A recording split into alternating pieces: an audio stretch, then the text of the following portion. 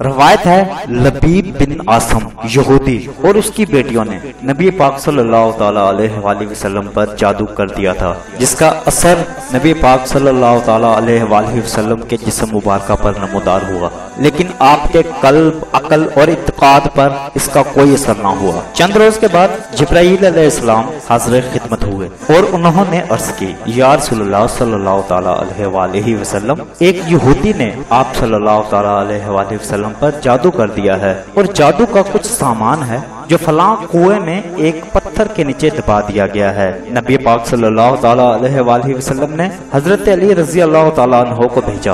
انہوں نے جب کنویں کا پانی نکال کر وہاں سے پتھر اٹھایا تو اس کے نیچے سے کھجور کے گھابے کی تھیلی برآمد ہوئی۔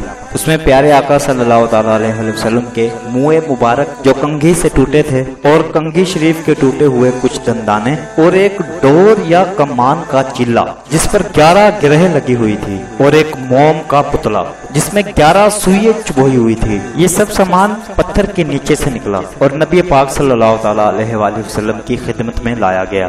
اس کے بعد قرآن مجید کی دونوں صورتیں سورہ فلق اور سورہ ناس نازل ہوئی۔ ان دونوں صورتوں میں 11 آیتیں ہیں، ایک ایک آیت پڑھتے اور ایک ایک گرہ کھلتی جاتی، یہاں تک کہ سب گرہ کھل گئی اور نبی پاک صلی اللہ تعالیٰ علیہ وسلم بالکل صحت یاب ہو گئے۔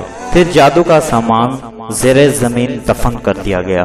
حدیث عائشہ رضی اللہ تعالی عنہا میں ہے کہ جب نبی پاک صلی اللہ تعالی علیہ وآلہ وسلم کے گھر والوں میں سے کوئی بیمار ہوتا تو پیارے آقا صلی اللہ تعالی علیہ وآلہ وسلم یہ دونوں صورتیں پڑھ کر مریض پر دم فرما دیا کرتے۔ بخاری اور مسلم کی حدیث، نبی پاک صلی اللہ تعالی علیہ وآلہ وسلم رات کو جب بستر پر تشریف لاتے تو اپنے دونوں ہاتھوں پر دم فرمایا کرتے اور اپنے دونوں ہاتھوں کو اپنے پورے جسم مبارکہ پر پھرایا کرتے۔ یہ عمل میرے آقا 3 بار فرماتے۔ خلاصہ یہ ہوا کہ سورہ فلق اور سورہ ناس یہ دونوں صورتیں جن، شیاطین، نظر بد، آسیب، تمام امراض، خصوصاً جادو ٹونے کا مجرب علاج ہے۔ دین کی بات پھیلانا صدقہ جاریہ ہے۔ ثواب کی نیت سے ویڈیو کو شیئر ضرور کیجیے۔ جزاک اللہ۔